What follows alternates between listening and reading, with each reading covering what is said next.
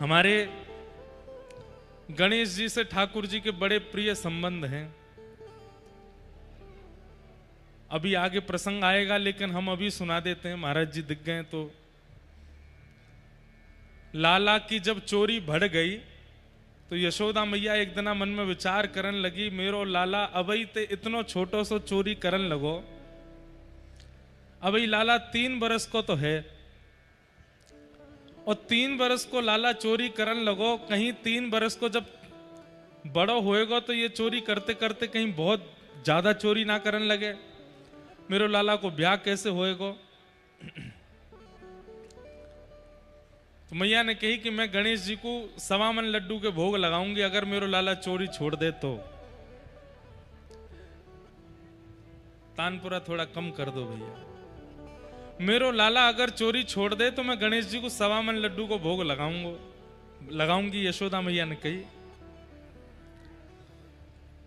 तो ठाकुर जी को जब ये बात पता चली तो ठाकुर जी मन में बोले, अब तो मैं बिल्कुल नहीं छोड़ूंगा। क्यों? 1.25 मन लड्डू रखे जाएंगे, गणेश जी के आएंगे, खामेंगे तो हम मोए और मेरे सब सखान ने खावे को मिलेगा। 1.25 मन लड्डू लगाए गणेश जी के आगे। यशोदा मैया लाला को लेकर के गई और गणेश जी महाराज से प्रार्थना कर रही। हाँ, आंख बंद करके हाथ जोड़ के मैया कह रही है, हे गणपति बाबा, मेरे लाला पे कृपा करो, जे चोरी करनो बंद कर दे, जे सुधर जाए, बहुत उपद्रवी है गयो, बहुत उद्यमी है गयो, आप यहाँ पे कृपा करो। अब मैया तो आंख बंद करके प्रार्थना कर रही है, ठाकुर जी ने अपने सबरे सखा बुला लिए। अब एक लड्डू मधुमंगल ले गयो, दूसरो श्रीदामा ले गयो, तीसरो तन सुखा, मन सुखा, धन सुखा। सबरे ठाकुर जी के सखा आए और जितने लड्डू भरे सब इनको ले गए। एक लड्डू बचो, वो ठाकुर जी खा गए। गणेश जी के आगे सबरो भोग खत्म। यशोदा मैया के जैसे ही नेत्र खुले, हे गणपति बापा, मेरी मेरी मेरी या प्रार्थना को स्वीकार करियो, मेरे लाला की चोरी छुड़वाओ। मैया ने जैसी प्रणाम करके भोग की थाली उठाई, मैया बोली, अरे लाला, ये सवरे लड्डू कहां गए यहां थे? मैया बोली, लाला सवरे लड्डू कहां गए? ठाकुर जी बोले, मैया अभी तो यहीं धरे, पतो ना कहां चले गए। अरे इतनी जल्दी कौन चोरी करके ले गए यहां थे? कहां गए सवरे लड्डू? सोई ठाकुर जी गए और गणेश जी के पेट पे हाथ धर के बोले, मैया जहां धरे हैं सबरे लड्डू, जे इतनो निकरो भयो है ना, यही के भीतर हैं।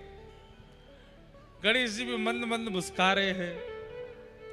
मैया बोली, मैंने तो इतनी बार भोग लगायो, कभी पायो नहीं, आज कैसे पाए लियो?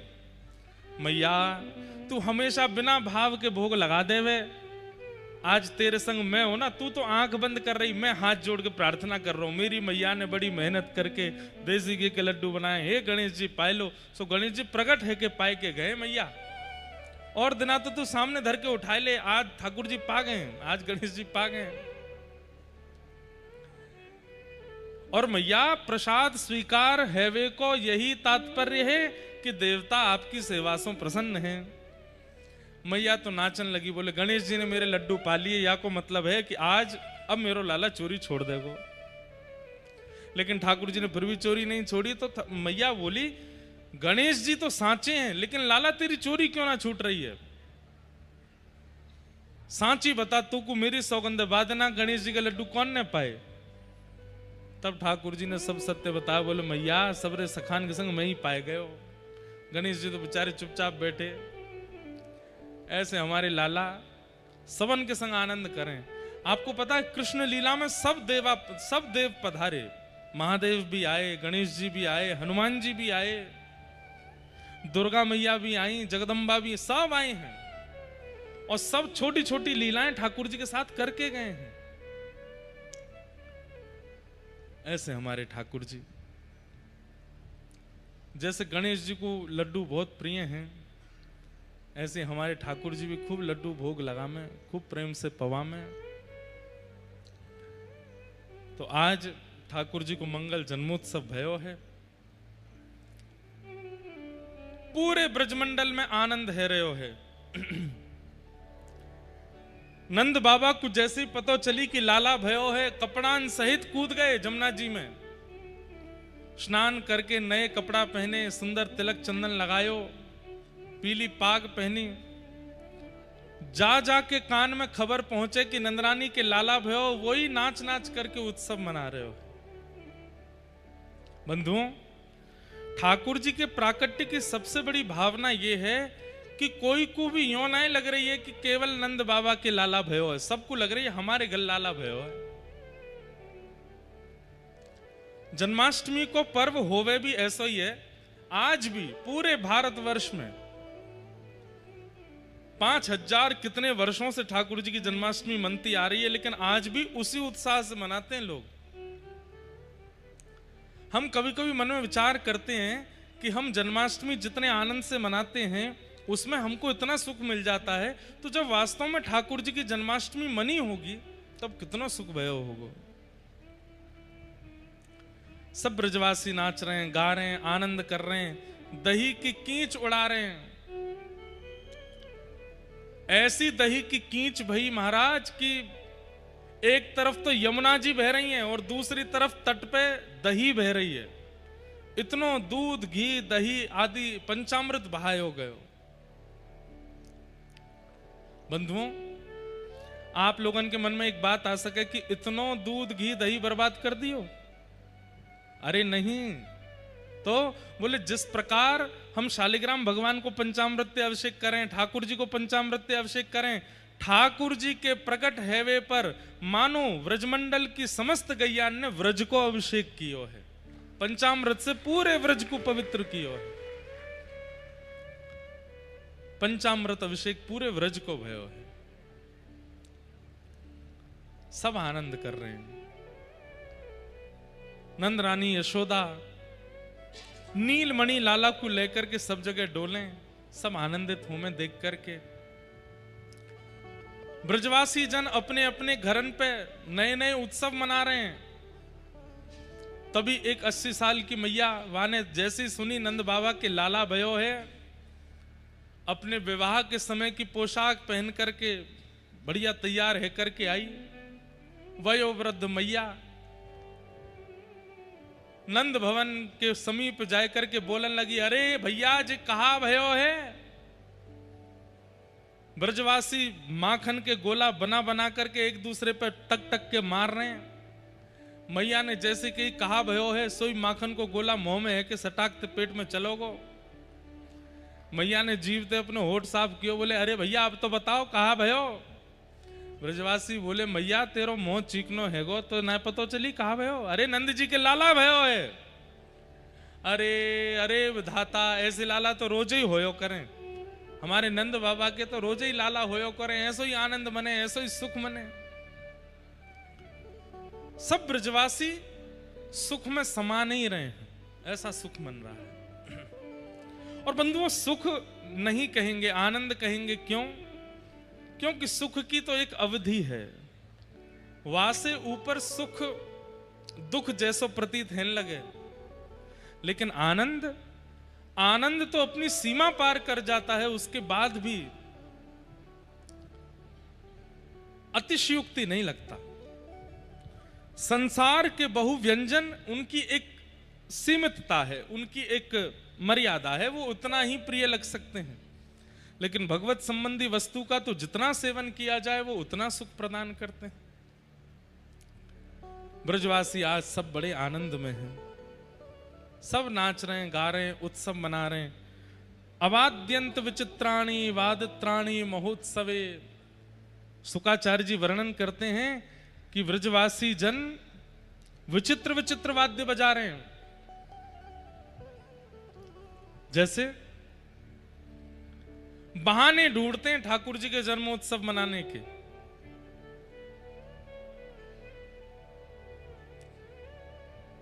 एक सप्ताह बाद सब ब्रजवासी दौड़े दौड़े आते हैं, बोले मैया बधाई दे दे। तो मैया कहें अभी तो बधाई दई लाला के जन्म पर। बोले आज लाला को जन्मदिन है, आज भी बधाई चाहिए। बोले आज का ही को जन्मदिन, लाला तो 7 दिन पहले भयो।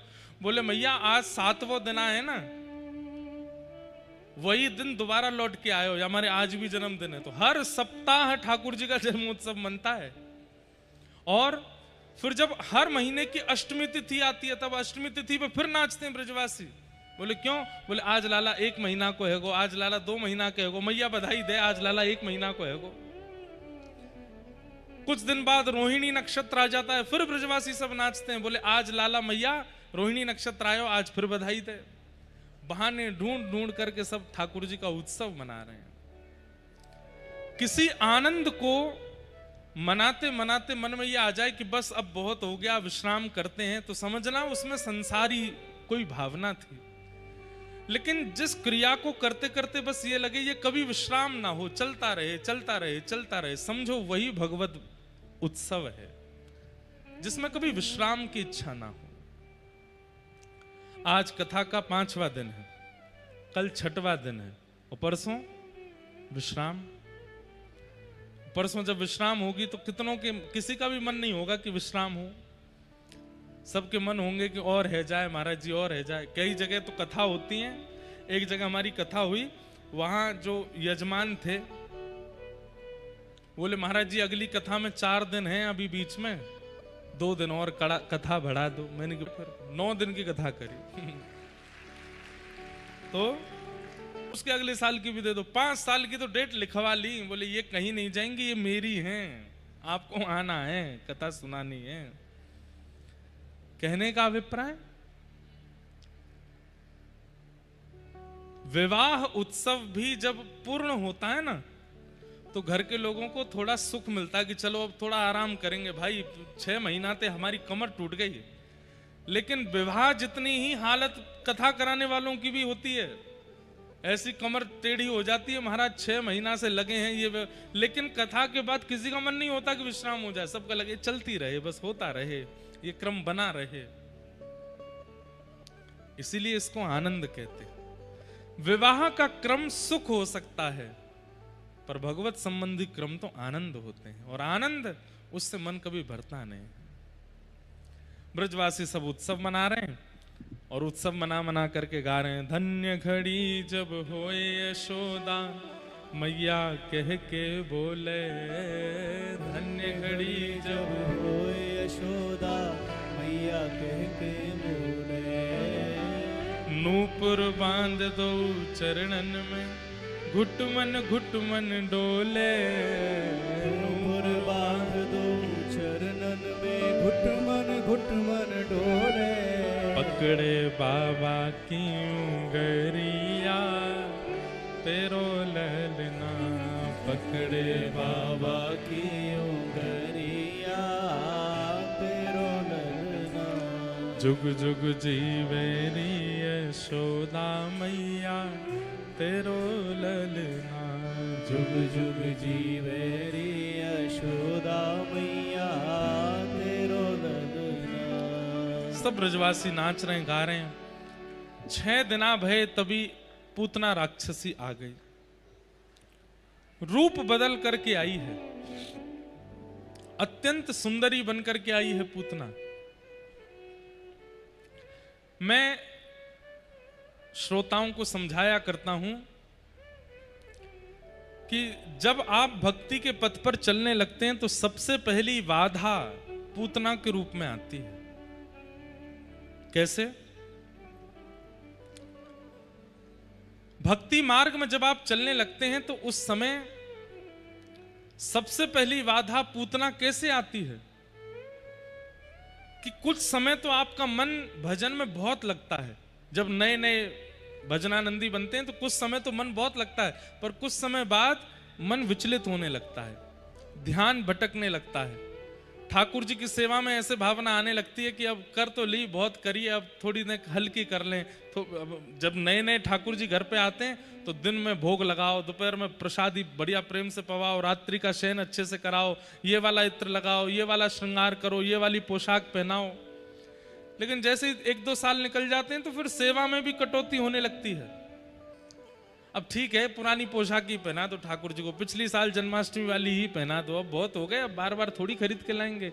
ये मन में जो आपके रूखापन आ जाता है सेवा के प्रति, नाम के प्रति, भजन के प्रति, भक्ति के प्रति, यही पूतना है।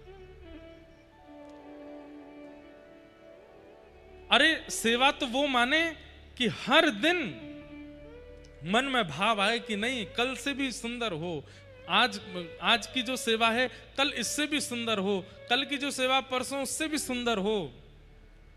हर दिन ये सेवा बनी रहे तो समझो कि आप पूतना से बचे हुए हैं। और अगर कहीं सेवा में ये भावना आ जाए कि नहीं बस बहुत है अब ऐसे ही कर लेते हैं, तो समझो कि पूतना आई है। और धीरे धीरे आपने अगर उस पूतना का इलाज नहीं किया तो वो धीरे धीरे पूर्ण रूपेण आपको ठाकुर जी से दूर कर देगी। इसलिए उत्साह घटने मत दिया कीजिए। मतंग ऋषि के सेवा की चोरी करती हैं कौन? सबरी। सब लोग इधर देखो, ध्यान से सुनो। मतंग ऋषि का नियम था रोज रात्रि 3 बजे उठ जाते, स्नान ध्यान करते और फिर उसके बाद में वन में जाते, वहां से पुष्प तोड़ के लाते, फल तोड़ के लाते, बिल्व पत्र तोड़ के लाते, आकर के फिर गोबर का चौका लगाते, फिर अपने ठाकुर जी की सेवा करते, उसमें पुष्प आदि लगाते, फिर उसके बाद यज्ञ करते, उसके बाद प्रसादी बनाते, फिर पाते। दूर छुप करके सबरी देखती है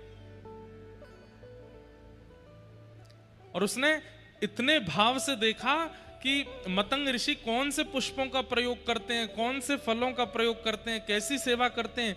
वो सारी सेवाएं उनके उठने से पहले ही उनके द्वार पर लाकर के व्यवस्थित कर देती है।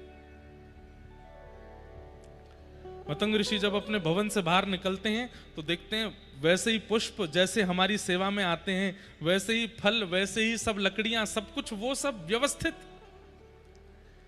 1 दिन हो गया, 2 दिन हो गया, जब बहुत दिन हो गए तो मतंग ऋषि बोले ये मेरी सेवा कौन कर लेता है? और ढूंढने के लिए जाते तो दूर दूर तक कोई नहीं दिखता। एक दिन ऋषि सोए नहीं और अपनी खिड़की पर बैठे बस चुपचाप देखते रहे कि देखूं तो कौन है। और तब देखा कि सबरी जब सामान लग करके बिल्कुल वहां व्यवस्थित रख देती है और केवल ये पुष्प फल आदि लेकर के नहीं आती है, मतंग ऋषि के उठने से पहले गोबर का चौका लगा देती है, सब कुछ इतना व्यवस्थित कर देती है। ऋषि को क्रोध भी आता है कि मेरी सेवा की चोरी कौन कर रहा है, और दूसरा फिर उनको दया भी आती है कि कौन है जो इतने भाव से सेवा कर रहा है। बंधुओं, हम लोग संसारी जीव हैं। हम जैसा आज करते हैं ना, कल हमारे आज वाले क्रिया में थोड़ी कटौती होती है। जैसे आज मेहमान घर पर आए तो आज जैसा स्वागत होगा, कल अगर वो दोबारा आए तो कल वैसा नहीं होगा। कल थोड़ी उसमें थोड़ा खारापन आ जाएगा, परसों थोड़ा और खारापन आ जाएगा, उसके अगले दिन थोड़ा और खारापन आ जाएगा।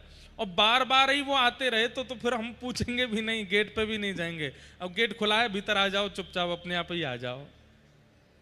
जैसे नए नए जमाई बनते हैं, कोई जो लोग बने उन्हें पता होगा, हमें तो नहीं पता, पर जो नए नए जमाई बनते हैं पहली बार ससुराल जाते हैं तो सास कितना स्वागत करती है। साली साहिबा बिल्कुल महाराज जीजा जी को ऐसे रखते पलकों पर।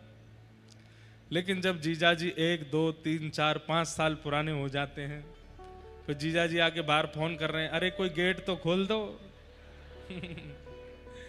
क्यों? ये मानव का स्वभाव है कि उसका प्रेम प्रति क्षण घटता है,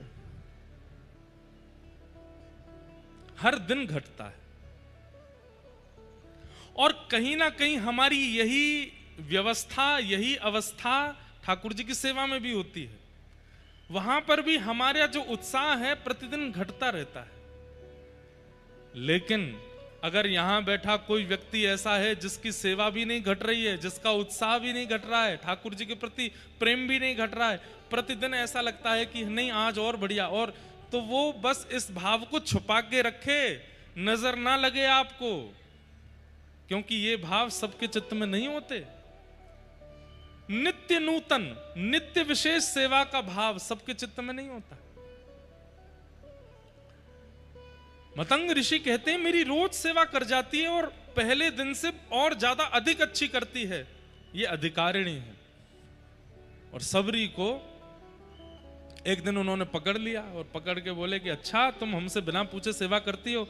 बहुत रोई, बोले कि मुझे क्षमा कर दें, अगर मैं आपके सन्मुख आ जाती तो मेरे कुल खानदान के बारे में जानकर के आप मुझे स्वीकार नहीं करते, इसलिए मैं छुप कर के सेवा कर रही हूं, मैं आपको गुरु मानती हूं। मतंग ऋषि ने कहा नहीं, हम तुमको स्वीकार करते हैं। इसके कारण ऋषि को बहुत बड़े बड़े ऋषियों ने गलत भी माना, गलत भी कहा, लेकिन उन्होंने कहा कि भाई तुम केवल ये देख रहे हो कि स्त्री यहां आती है, पर मैं तो उसके भीतर एक भक्ति का प्रज्वलित दीप देखता हूं जो एक दिन ठाकुर जी को प्राप्त करेगा। और एक दिन ऋषि बोले कि अब मेरा जाने का समय आया है देवी, अब मैं तुम्हें कृपा करके आज्ञा देके जा रहा हूं, तुम्हारी सेवा से मैं प्रसन्न हुआ हूं, अब मेरे भाव से ठाकुर जी को प्रसन्न होना पड़ेगा और तुम्हें दर्शन देने पड़ेंगे। तुम बस चिंता मत करना, एक दिन राघव जी आएंगे। गुरुदेव आप चले जाएंगे, मुझे कोई एक सूत्र बता दीजिए जिस सूत्र के सहारे मैं हर दिन आपका स्मरण करके रह सकूं। मतंग ऋषि कहते हैं एक ही सूत्र है। बोले क्या? प्रतीक्षा। तुम्हारा भजन ही प्रतीक्षा है, जितना प्रतीक्षा करोगी उतना तुम्हारा भजन है। जैसे आप कहते हैं कितनी माला करनी, 8 माला, 108 माला, 200 माला, 250 माला, 2 लाख माला। मतंग ऋषि सबरी को कह के गए तुम्हारी माला, तुम्हारा जप, तुम्हारा नियम, तुम्हारा सब कुछ एक ही है। बोले क्या? प्रतीक्षा। प्रतीक्षा करो। जितना सुनने में आसान लग रहा है उतना करने में कठिन है। प्रतीक्षा सबसे होती नहीं। कितनी प्रतीक्षा की, वर्षों बीत गए, लेकिन हर दिन उस मार्ग को बुहारती हैं, उस मार्ग को सजाती हैं। रोज पकवान बनाती हैं सबरी अपने घर कि आज राम जी आएंगे। और जब शाम तक ठाकुर जी नहीं आते तो सारे पकवान और सब बांट आती हैं। सब लोग कहते हैं अरे सबरी तो रोज बनाती है, रोज इतना खर्चा करती है, रोज लोगों से मांग मांग करके लाती है और फिर बनाती है, राम जी नहीं आएंगे तेरे पास अभी? बोले नहीं, मेरे गुरुदेव कह के गए हैं। और देखो कितनी बड़ी बात, व्यक्ति प्रतीक्षा के बाद फल ना मिलने पर निराश होता है, लेकिन सबरी नाचती थी। क्यों? जब शाम को राम जी नहीं आते थे तो नाचती थी। क्यों? बोले मेरे गुरुदेव कह के गए जितनी प्रतीक्षा करोगे उतना भजन बढ़ेगा। मतलब मेरी आज की माला पूरी हुई, मेरी आज की माला पूर्ण हो गई, आज भी नहीं आए, रोती नहीं।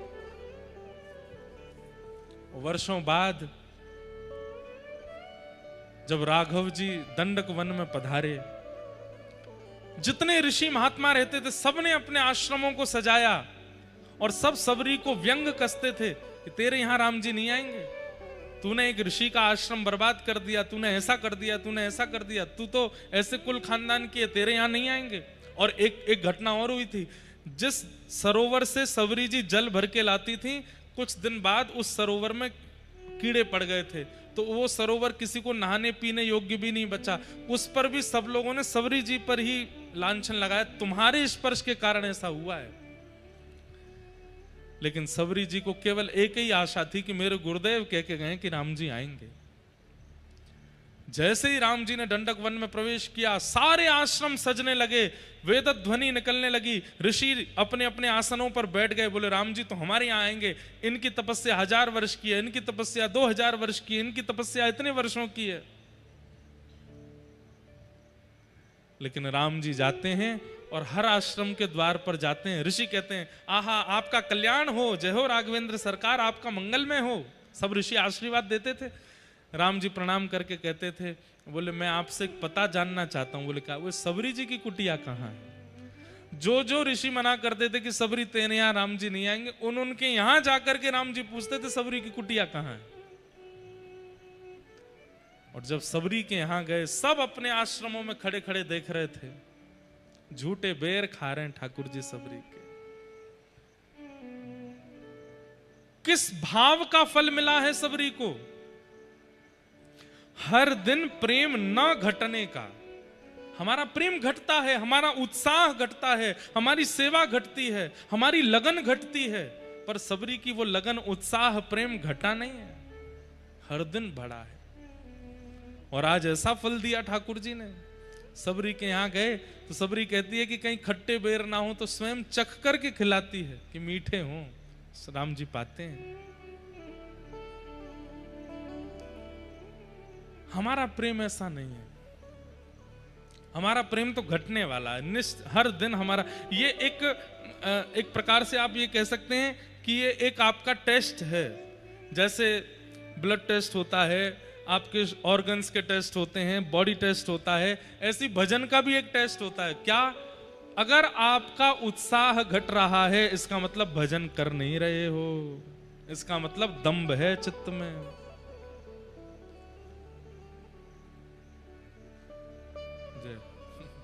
दिख नहीं रहे हैं।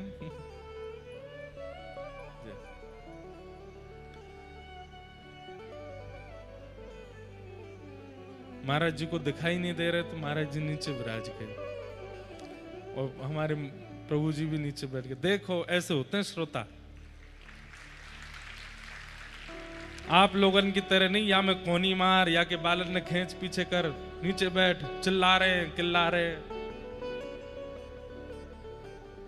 ऐसे होते हैं। वहां ब्राह्मण देवता बेचारों को गर्मी लग रही है, अपने आप ही पंखा चल रहे हैं। एक पंखा लगवा दो भैया, छोटा यहाँ पे एक ही व्यक्ति उठना, सब मत उठ जाना।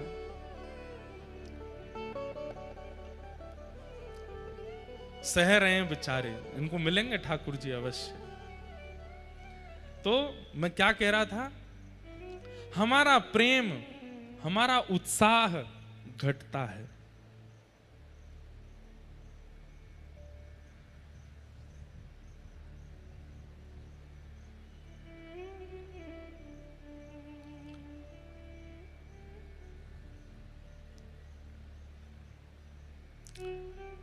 उत्साह बढ़े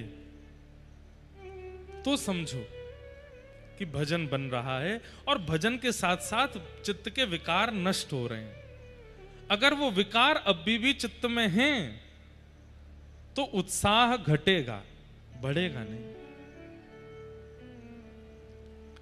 ब्रजवासियों की यही स्थिति हुई है। जब से लाला को जन्म भयो है उत्साह बढ़ रहे हो है सबन को। आज ऐसे उत्सव मनाएंगे, आज तो अष्टमी है, लाला को जन्मोत्सव मनेगो। आज तो बुधवार है, लाला को जन्मोत्सव मनेगो।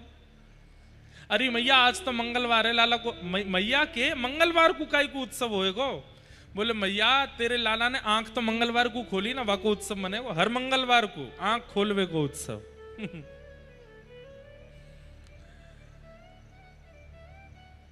पूतना आई, और पूतना किस रूप में आती है हमारे भजन में? हमारे भजन में विघ्न रूप में आती है कि हमारा उत्साह घटने लग जाता है। अच्छा एक बात, पूतना का आगमन होता क्यों है? हमारे भजन में कटौती होती क्यों है? ऐसा कौन सा अपराध हमने किया है जिसके कारण भजन में, सेवा में, कथा में हमारा उत्साह घटता है? वैष्णव अपराध,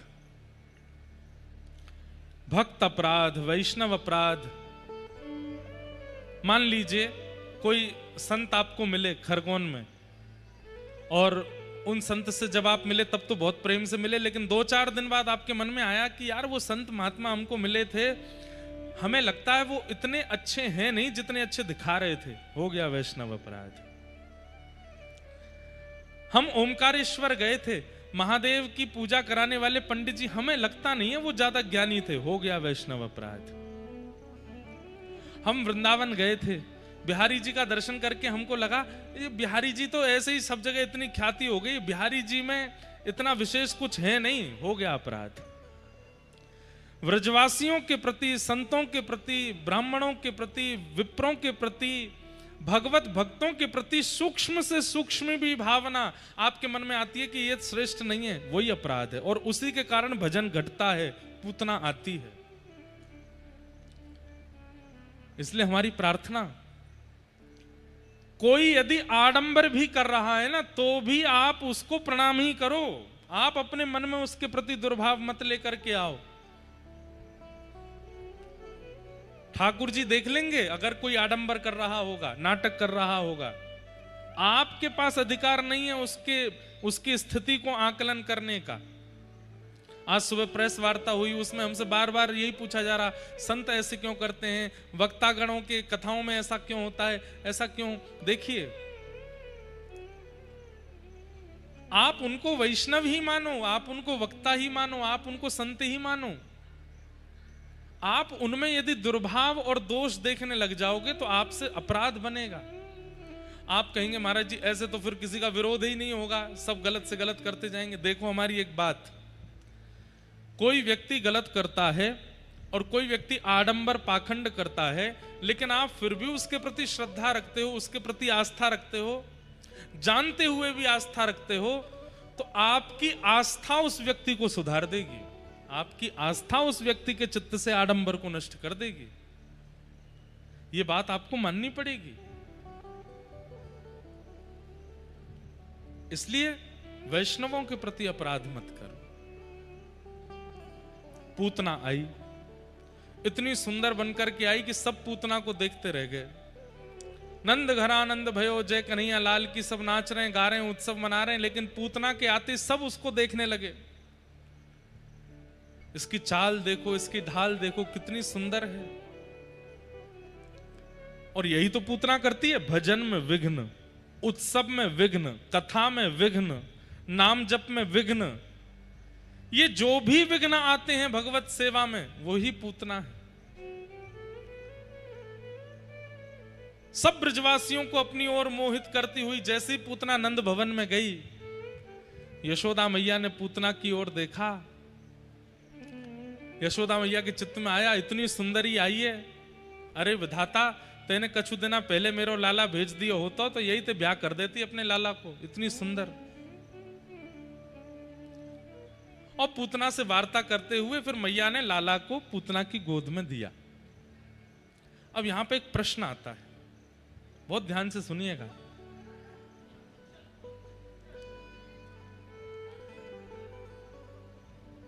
यशोदा मैया, चलो मानते हैं कि सब ब्रजवासी तो सामान्य हैं, लेकिन यशोदा मैया जिन्हें भगवान ने अपनी मां के रूप में स्वीकार किया, उनको तो इतना विवेक होना चाहिए था कि किसकी गोद में लाला को दें, किसकी गोद में ना दें। फिर यशोदा मैया ने ठाकुर जी को पूतना की गोद में क्यों दिया, इसके पीछे कारण क्या है? देखो, एक बात सबको पता है कि पूतना की गोद में जाती ठाकुर जी ने अपने नेत्र बंद कर लिए, देखा नहीं पूतना की ओर। लेकिन यशोदा मैया ने लाला पूतना की गोद में यामारे दिए, क्योंकि यशोदा कौन है? यशः ददाती, जो यश प्रदान करे उसका नाम है यशोदा। मतलब कार्य स्वयं करने के बाद दूसरे को श्रेय दे दे, उनको यशोदा कहते हैं। भोजन स्वयं बनाया, लेकिन बता किसका दिया? नहीं, उन्होंने बनाया, उन्होंने किया। सजावट खुद की, लेकिन पूरा श्रेय किसको? नहीं, उन्होंने करवाया, हमको तो आता ही नहीं, उन्होंने करवाया।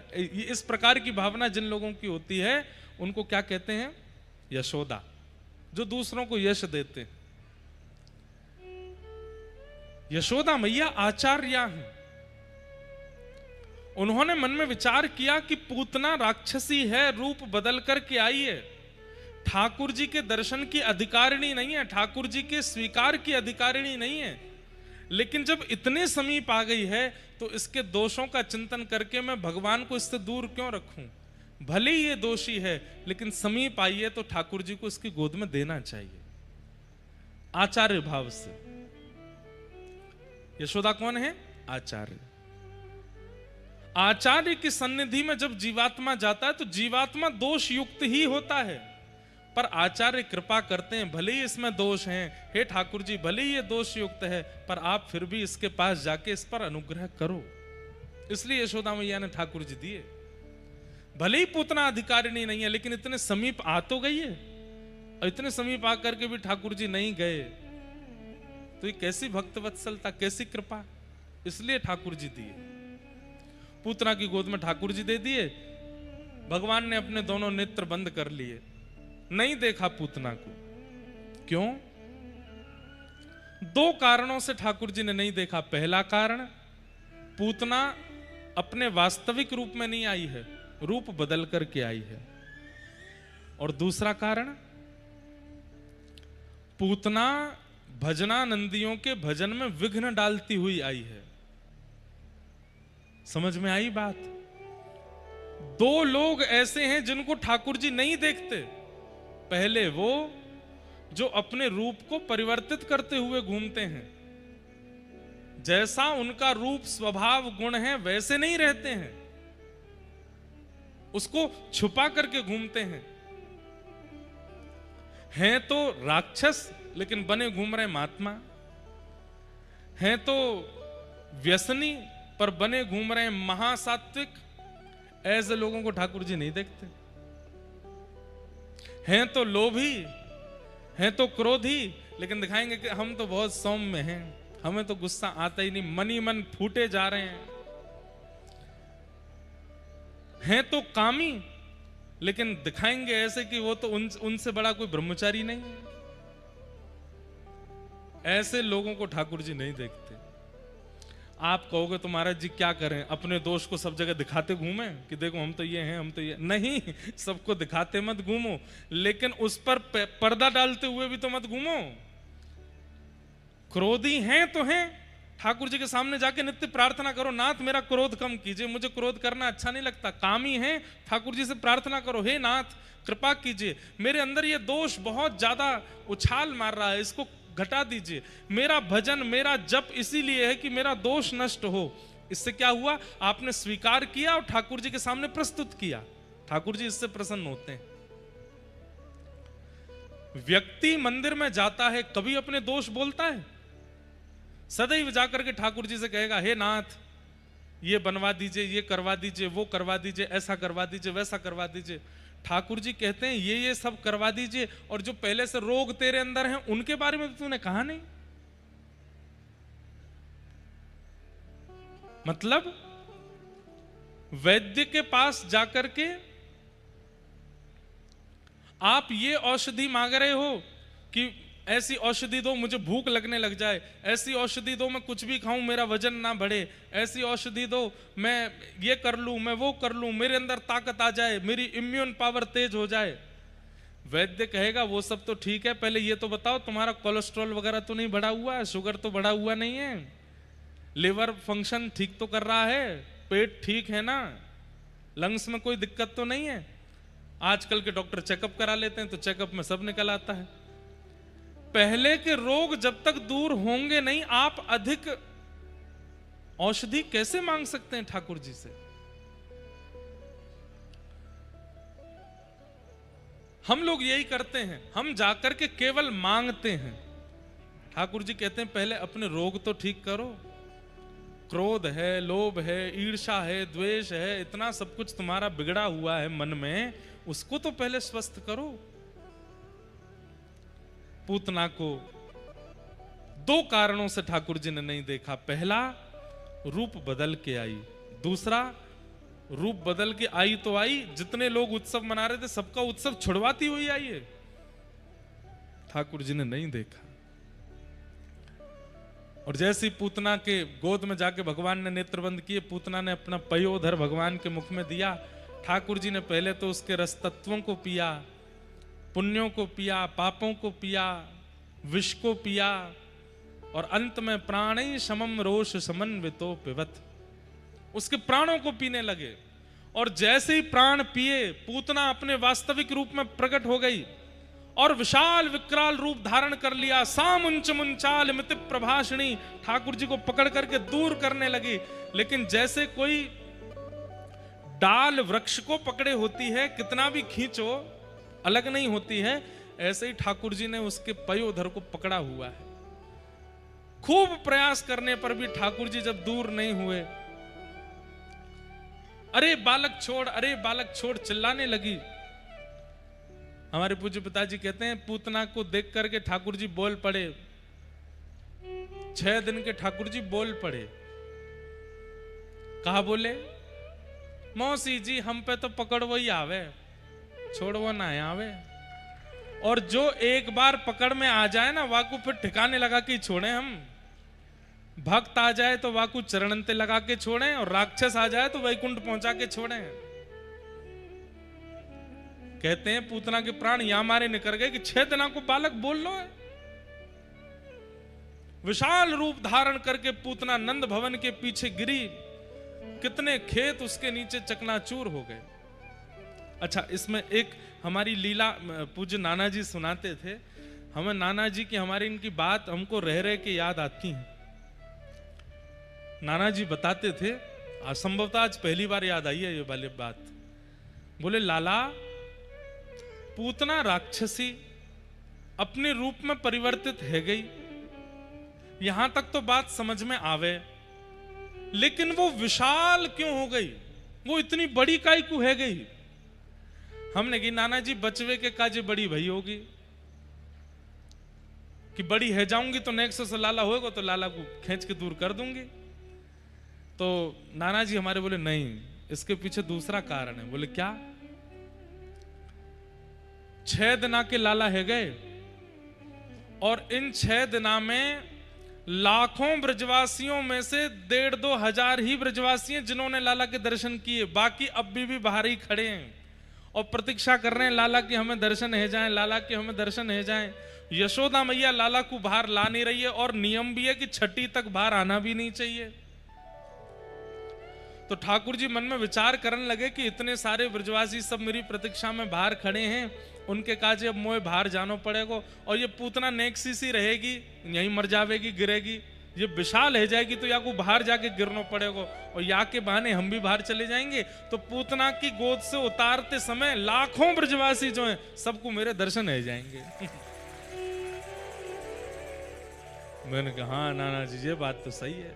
बोले वही भयो, जैसे ही पूतना के पयो धरते लाला को उठायो नंद बाबा ने, विशाल पूतना, पंडाल के बराबर तो होगी, जितना बड़ा पंडाल है इतनी बड़ी पूतना, और जैसी गिरी याते बड़ी हमारे 3 योजन है, 6 कोस ले, एक कोस में 3 किलोमीटर, एक कोस में 3 किलोमीटर, 6 कोस की में 12 किलोमीटर की 18 किलोमीटर की थी। अब सोच लो यहां से 18 किलोमीटर कहां तक है, इतनी बड़ी पूतना भाई। ले हम तो सोच रहे कि नेका पंडाल के बराबर भाई होगी। 18 किलोमीटर अगर खड़ा कर दिया जाए तो बादलों से भी ऊपर चले जाएंगे। इतनी लंबी पूतना है गई कि मानो ठाकुर जी ने 84 कोस में दूर दूर तक जितने ब्रजवासी हैं सबन को दर्शन दे दियो एक बार में, लो हमारे दर्शन कर लो। और फिर नाना जी ने दूसरी बात बताई। मैंने कहा, बोले लाला देख,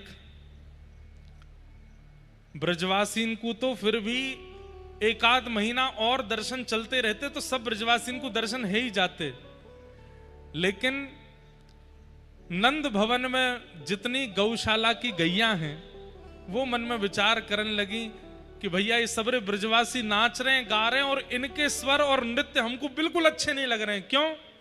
इनको तो लाला दिख जाएगो, हमको तो लाला तभी दिखेगो जब घुटमुन चलन लगेगो, नंद भवन से निकल के बाहर आएगो, और वहां में तो अभी 1.5-2 साल लगेगो, 3 साल लग जाएंगे, और 3 साल तक हम प्रतीक्षा कैसे करें? किसी व्यक्ति को बहुत जोर की प्यास लगी हो और पास में बैठा हुआ व्यक्ति पानी का बार बार नाम बोलता हो, आहा ठंडा पानी, आहा शीतल पानी, आहा बिल्कुल चांदी के गिलास में पानी ऐसे पिएंगे और गुटुक गुटुक पिएंगे, तो जिसको प्यास लग रही होगी वो कहेगी भैया तेरे हाथ जोड़े मत बोल। गैयाओं की यही स्थिति हो रही है। नंद भवन में जितने लोग उत्सव मना रहे हैं, नंद घरानंद भयो जय कन्हैया लाल की, ये सुनकर के गैयाओं के नेत्रों से आंसू आ रहे हैं। बोले तुम्हें तो दर्शन मिल जाएंगे, हमें कब मिलेगो लाला, हमारे काजी तो 1.5-2 साल बाद आवेगो बाहर। ठाकुर जी बोले ब्रजवासी इनको तो दर्शन है जाएंगे, पर ये गैया बड़ी व्याकुल है रही हैं, इनको कैसे दर्शन दूं? तो पूतना के बहाने ठाकुर जी नंद भवन से बाहर आ गए, और जैसे ही पूतना मर करके गिरी, सब ब्रजवासी को दर्शन देके नंद बाबा लेकर के लाला को नीचे आए।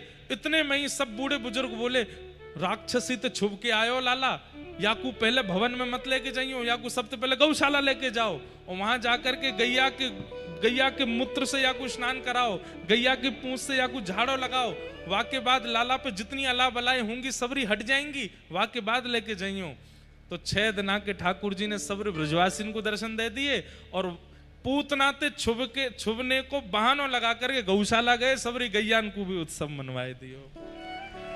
गैयान को आज आनंद भयो है। जैसे ही गोपी लाला को लेकर के गौशाला पहुंची हैं, भागवत जी में वर्णन है, गौशाला में ले जा करके सब गोपीन ने ठाकुर जी को गौमूत्रेण स्नापित्वा पुनर्गौरज सार्वकम, गौमूत्र से पहले तो स्नान कराया और स्नान करा करके गौ की चरण रज खुर रज ठाकुर जी के 12 अंगों पर लगाई है और गाय की पूंछ से यशोदा मैया आदि सब गोपियां लाला को झाड़ू लगा रही हैं।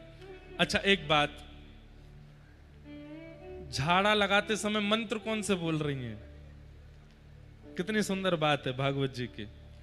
झाड़ू लगाते समय सब गोपियां मंत्र कौन सा बोल रही हैं?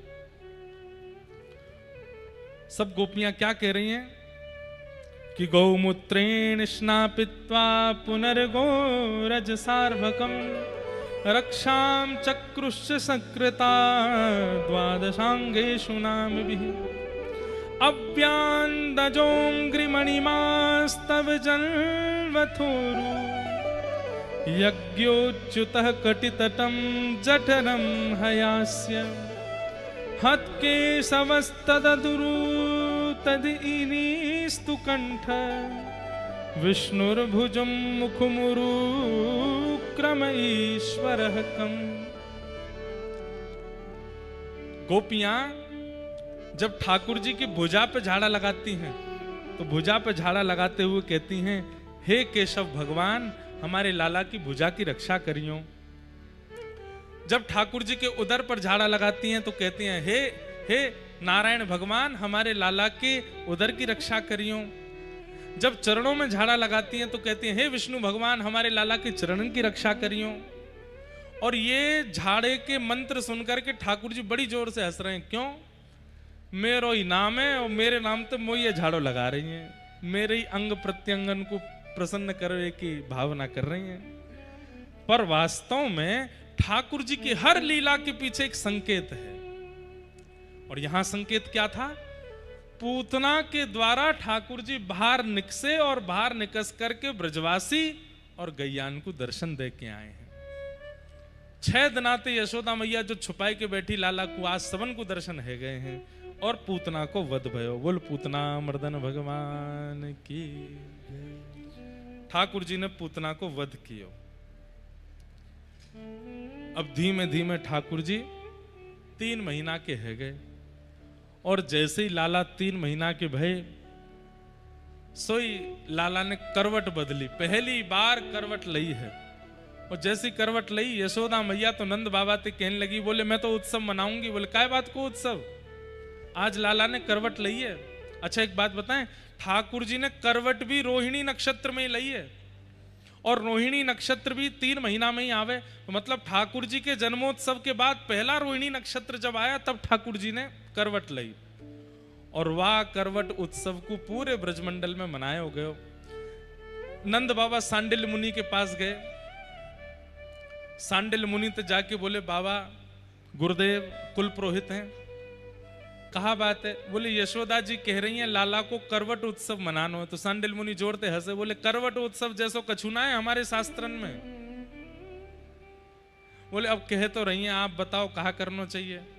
बोले कोई बात नहीं, लाला के उज्जवल भविष्य के लिए, लाला की दीर्घ आयु के लिए उत्सव मनाओ। ब्राह्मणन को संतन को न्योतो दो और कारी पूड़ी और सफेद साग या को भोजन कराओ। कारी पूड़ी कौन सी है? मालपुआ। और सफेद साग कौन सा है? खीर। खीर पुआ को भोग लगाओ, चकाचक होन दो, ब्रजवासियों को आनंद कराए दो। और खीर पुआ बने हैं, सब ब्रजवासी दूर दूर से आए हैं और सब आकर के लाला को मंगल में करवट उत्सव मना रहे हैं, आनंद कर रहे हैं। ठाकुर जी गदमदरा से सब गोपी कोई लाला के हाथ पकड़े, पाम पकड़े तो मैया ने ले जाकर के लाला एक बैलगाड़ी के नीचे सुवाई दिए। ठाकुर जी ने मन में विचार करी, मैया इतने यत्नंत मैं तेरे घर जन्मा हूं और तू मोको इतनी दूर बैलगाड़ी के नीचे सुवाई के आ रही है। मैं एक बात कहूं कथा में, हमारे ठाकुर जी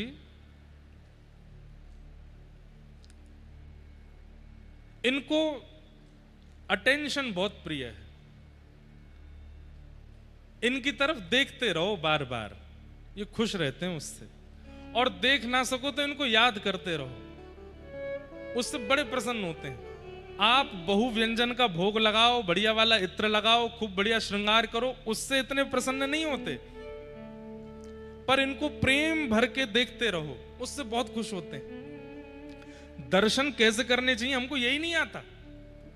हम सीधे जाते हैं और ठाकुर जी के आगे आंख खोल करके खड़े हो जाते हैं और महाराज ठाकुर जी को देखते हैं, तुरंत चलते बनते हैं। नहीं बंधुओं, दर्शन की भी एक विधा है। पूरे नेत्र मत खोलिए।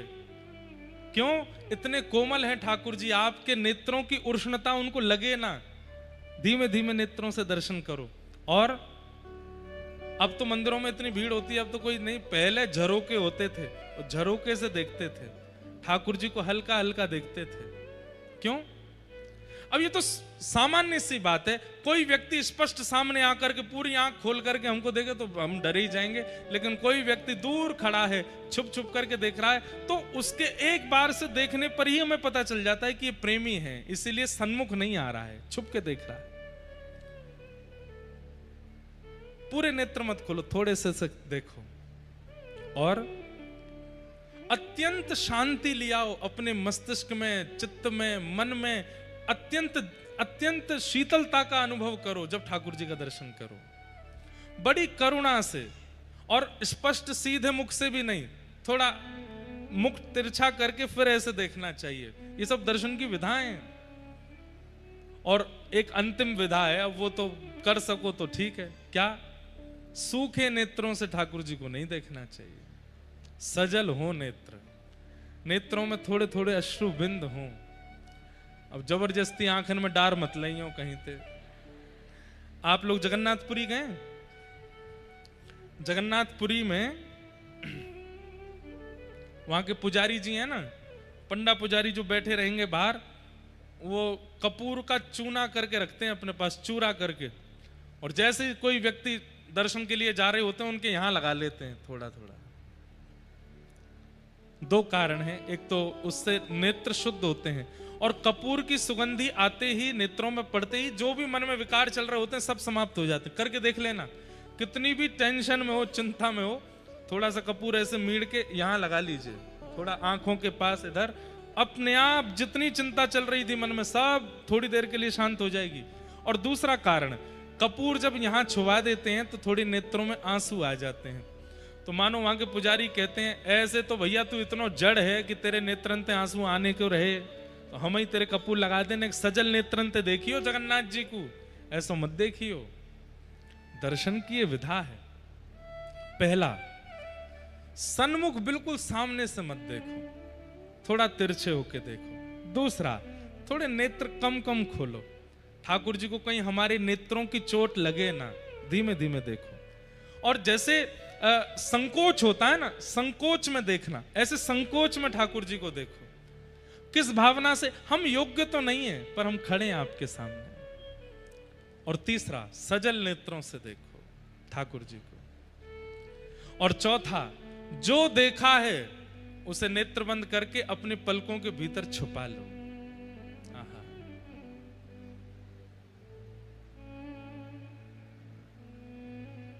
पलकों में छुपा लो, और फिर वही झांकी चित्त में दिखने लग जाए। यमुना जी चले जाओ, खरगोन वापस आ जाओ, लेकिन वो छवि जाए ना नेत्रों से। मुकुट कैसा था, माला कैसी थी, पोशाक कैसी थी, श्रृंगार कैसे थे, बाजूबंद कैसे, सब याद है आपको। ऐसा चित्त धारण करके लाओ। एक विधा और है कि ठाकुर जी के सबसे पहले चरण देखने चाहिए, उसके बाद घुटने देखने चाहिए, फिर उदर देखना चाहिए, फिर वक्ष देखना चाहिए, अंत में मुख देखना चाहिए। और जो इस भांति दर्शन करता है उसका दर्शन कभी विस्मृत नहीं होता, वो कभी भूलता नहीं है। फिर उस दर्शन को हम जाते केवल सीधा मुखमंडल देखे और निकल जाते हैं। एक बहुत सुंदर पद है, हमारे व्रज में गाते हैं,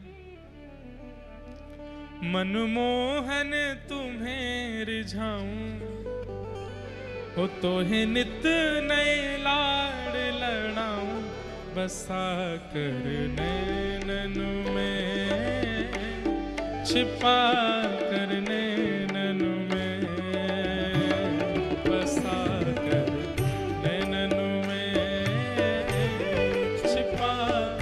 सब लोग गाओ। मनमोहन तुम्हें रिझाऊं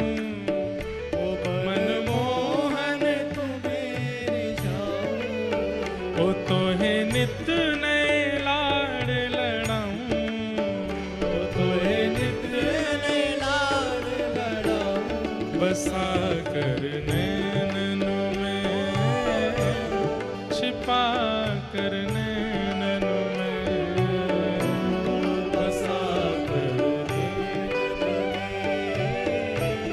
छुपा कर नैनन में।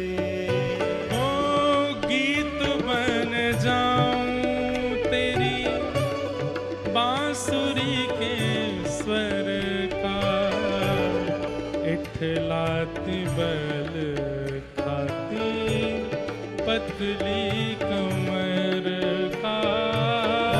गीत बन जाऊं तेरी बांसुरी के स्वर का इठलाती बल खाती पतली कमर का। एक तो आपकी बांसुरी का मैं गीत बन जाऊं और आपकी ये इठलाती बलखाती पतली सी कमर है, इसका क्या बनूं? ओ पीला पटका बन जाऊं पीला पटका बन जाऊं पीला पटका बन जाऊं पीला पटका बन जाऊं बसा कर नैनन में छिपा कर नैनन में बसा कर नैनन में छुपा कर नैनन में। ओ बसा कर नैनन में छिपा कर नैनन में बसा कर नैनन में छुपा कर नैनन में। ओ मनमोहन तुम्हें रिझाऊं ओ मनमोहन तुम्हें ओ तो है नित नए लाड़ लड़ाऊं तो नित नए लाड़ कैसे बसा कर नैनन में छिपा कर नैनन में बसा कर नैनन में। छुपा कर श्री राधा रमण लाल की।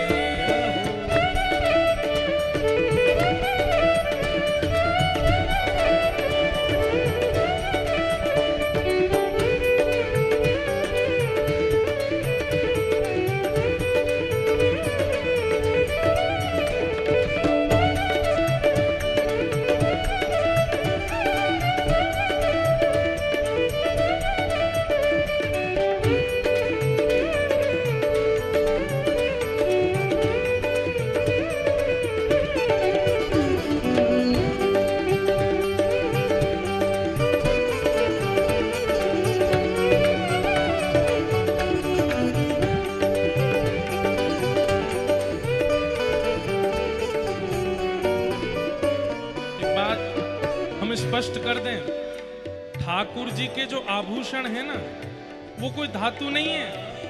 ठाकुर जी पर धारण हो जाने के बाद वो पूर्व जन्म के कोई ऋषि संत महापुरुष या कोई भक्त ही है जिसने कामना की होगी कि मैं ठाकुर जी का कोई आभूषण बनूं और वो उस धातु में विराजमान होकर के ठाकुर जी के अंग पर आया है। इसलिए हमारे यहाँ नियम है, ठाकुर जी को जब पोशाक धराते हैं तो पोशाक को पहले प्रणाम करते हैं, पोशाक उतारते हैं तो भी पोशाक को प्रणाम करते हैं, मुकुट को प्रणाम करते हैं, एक एक ठाकुर जी के श्रृंगार को प्रणाम करते हैं, क्योंकि वो कोई वैष्णव भक्त ही है जो श्रृंगार के रूप में आया है। घुंघरू बनूं जो तेरी पायल का प्यारे, पल पल चूमा करूं चरण तिहारे।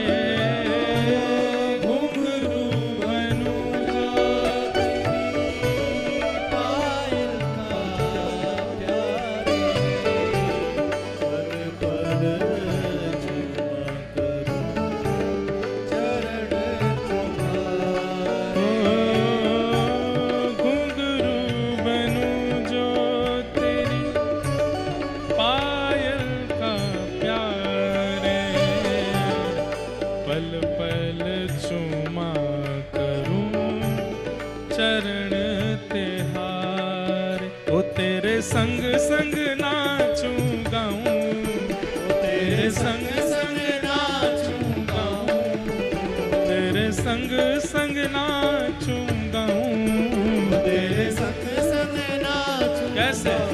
बसा कर नैनन में, छिपा कर नैनन में, बसा कर नैनन में, छुपा कर नैनन में। ओ बसा कर नैनन में, छिपा कर नैनन में, बसा कर नैनन में, छुपा कर नैनन में।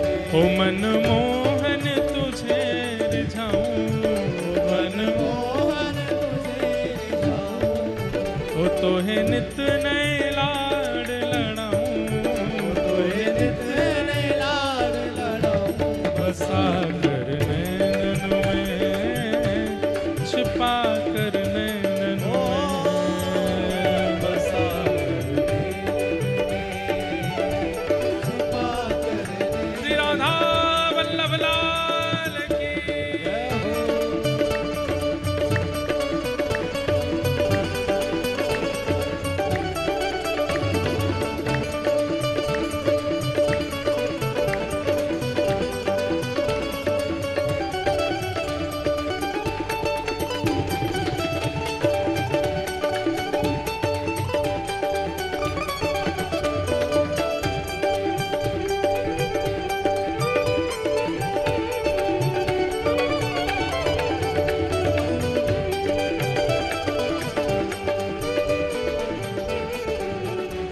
और ठाकुर जी को देखते समय इच्छा क्या रखनी चाहिए?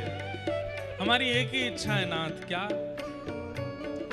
राधिका किशोरी संग रमण तिहारा, मुझको दिखा दो कभी ऐसा नजारा।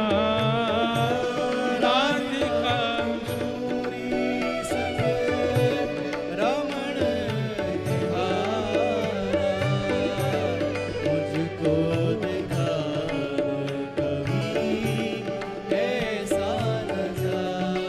ओ राधिका किशोरी संग रमण तिहारा, मुझको दिखा दो कभी ऐसा नजारा। राधिका किशोरी संग रमण तिहारा, मुझको दिखा कभी ऐसा नजारा। हो फिर चाहे मैं मर जाऊं, फिर चाहे मैं मर जाऊं, फिर चाहे मैं मर जाऊं, फिर चाहे मैं मर जाऊं। बसा कर नैनन में, छिपा कर नैनन में, बसा कर नैनन में, छुपा कर नैनन ओ बसा कर नैनन में, छिपा कर नैनन में, बसा कर। छुपा कर नैनन हे मनमोहन तुझे रिझाऊं, हे मनमोहन मोहन तुझे रिझाऊं, ओ तोहे नित नए लाड लड़ाऊं, तोहे नित नए लाड लड़ाऊं। बसा कर नैनन में, छिपा कर नैनन में, बसा कर नैनन में, छुपा कर नैनन में। हाँ, बसा कर नैनन में, छिपा कर नैनन में, बसा कर नैनन में, छुपा कर नैनन में।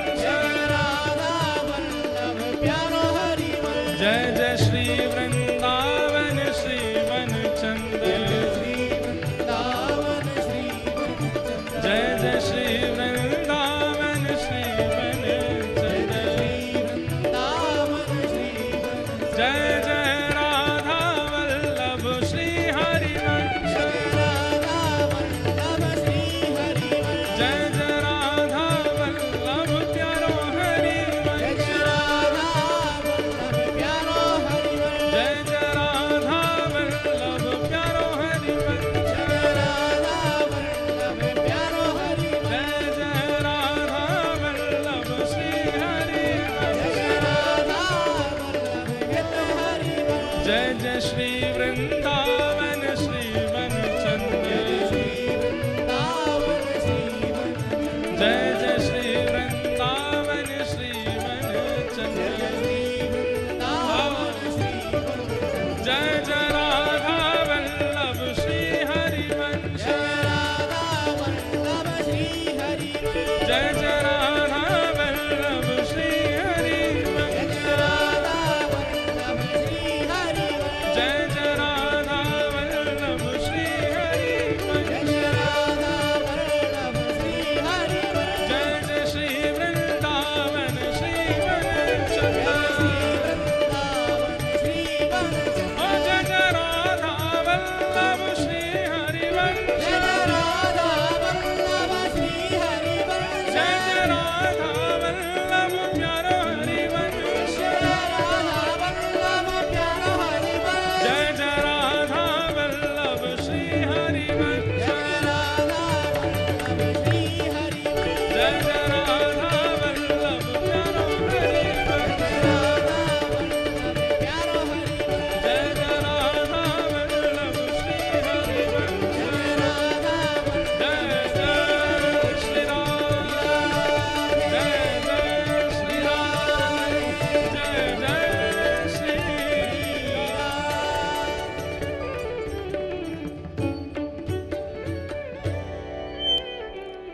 बोलो वृंदावन बिहारी लाल। तो ठाकुर जी के दर्शन कैसे हों? एक हमारे ब्रज में रसिया और गाते हैं, खातिर कर ले नई गुजरिया।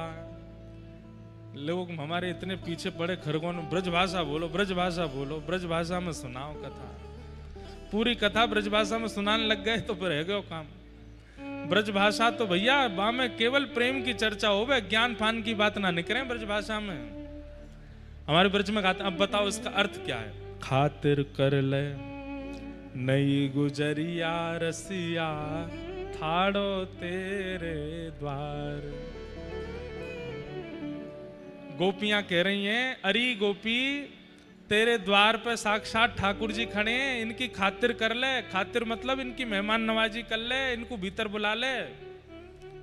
ठाड़ो तेरे द्वार रसिया ठाड़ो तेरे द्वार, हाँ ठाड़ो तेरे द्वार रसिया ठाड़ो तेरे द्वार।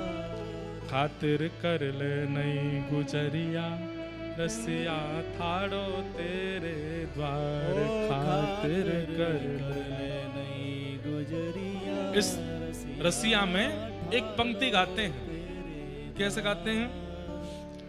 हृदय को चौका कर हरदी को चौका कर हेली, हरदी को चौका कर हेली। नेह को चंदन लगा नवेली, नेह को चंदन लगा नवेली। दीक्षा ले और बन जा चेरी, दीक्षा ले और बन जाए चेरी। पुत्रिन पलंग बिछाए पलक की कर ले बंद के वाड़, हाँ पुत्रिन पलंग बिछाए पलक की कर ले बंद के वाड़। ये ब्रज भाषा जितनी आपको लगती है ना बढ़िया, समझना उतना ही कठिन है। बड़े बड़े साहित्यों की बात, बड़े बड़े वेदों की बात ब्रज भाषा के पंक्तियों में रसियाओं में मिल जाएगी। अब यहाँ क्या कह रहे हैं? ये सब ये पंक्ति ये रसिया कौन गाते हैं? सबरे सखा गा रहे हैं। होली की रसिया है। होली पर ठाकुर जी गोपियों के द्वार द्वार जाते हैं। एक गोपी के द्वार गए, वो गोपी ठाकुर जी से भागती भई आई और अपने भवन में आके छुप गई। तब द्वार पर खड़े होकर के द्वार बंद कर लिया, तब सब सखा गा रहे हैं और कहा कह रहे हैं, अरे सखी तेरे द्वार पे साक्षात परमात्मा खड़े हैं और तू बंद करके भीतर चली गई है। खातिर कर ले, भीतर बुला ले इनको। और कहा करना पड़ेगा? तब कह रहे हैं हृदय की चौका कर नवेली। जैसे कोई घर पे आवे तो बाहर रंगोली बनाते हैं, पुष्प से सजाते हैं। बोले कि ये जब तेरे द्वार पर आमे तब कोई रंगोली अंगोली नहीं, अपना हृदय ही रख दियो सामने। और नेह को चंदन लगा नवेली। जैसे कोई घर आवे तो उसको चंदन टीका लगाते हैं, बोले इनको चंदन टीका सामान्य मत लगाइयो, बोले तो कहाँ लगाइयो, बोले नेह को, नेह माने प्रेम, प्रेम को चंदन लगा नवेली। और कहा कर दीक्षा ले और बन जा चेरी। दीक्षा को मतलब यह है कि अब ये जो कहेंगे वो मैं करूंगी, ऐसी है जाए इनके आगे आके। पुत्र ने पलंग बिछाए, अब देखो कितना कठिन है ये, ऐसे कैसे समझ जाओगे ब्रज भाषा। पुत्री कहते हैं इनको, नेत्रों को कहते हैं, ये जो भीतर काली काली है इनको पुतली कहते हैं। पुत्र ने पलंग बिछाए, नेत्रों का पलंग बिछा के इनको बैठा, और फिर कहा कर पलक की कर ले बंद के वाड़, खातिर कर ले नई गुजरिया रसिया ठाड़ो तेरे द्वार। तो ठाकुर जी के दर्शन की भी एक विधा है। स्पष्ट नेत्रों से नहीं देखना चाहिए, थोड़े संकोच में दर्शन करना चाहिए, सजल नेत्रों से देखना चाहिए, सीधे नहीं देखना चाहिए, थोड़ा तिरछा देखना चाहिए, और कामना से, आशा से, इच्छाओं से ठाकुर जी को नहीं देखना चाहिए। इच्छा से देखने वाले व्यक्ति अलग ही दिख जाते हैं। कोई पैसे मांगने आता है तो उसकी आंखों से ही पता चल जाता मांगने आया होगा, लेकिन नेह से देखने वाला अलग ही दिख जाता है कि ये प्यार से देख रहा है। वैसे ठाकुर जी को देखना चाहिए, कोई कामना से नहीं। चरणों से लेके मुखमंडल तक ठाकुर जी को सर्वांगण देखो, और अंत में क्या करो, पुत्र ने पलंग बिछाए, पलक की कर ले बंद के वार। ठाकुर जी को चित्त में विराजमान करके फिर जाओ, और वो कभी निकले ना, ऐसे विराजमान होने चाहिए चित्त में।